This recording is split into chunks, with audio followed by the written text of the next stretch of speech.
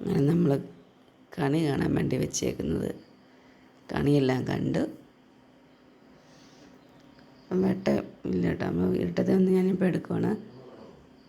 കണി കണ്ടിട്ട് വെട്ട ഇട്ടിട്ട് കാണിക്കേ.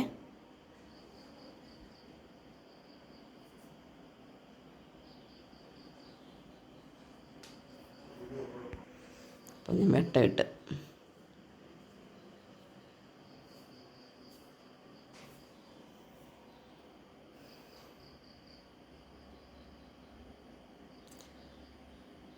നമ്മുടെ കണി എങ്ങനെയുണ്ട്?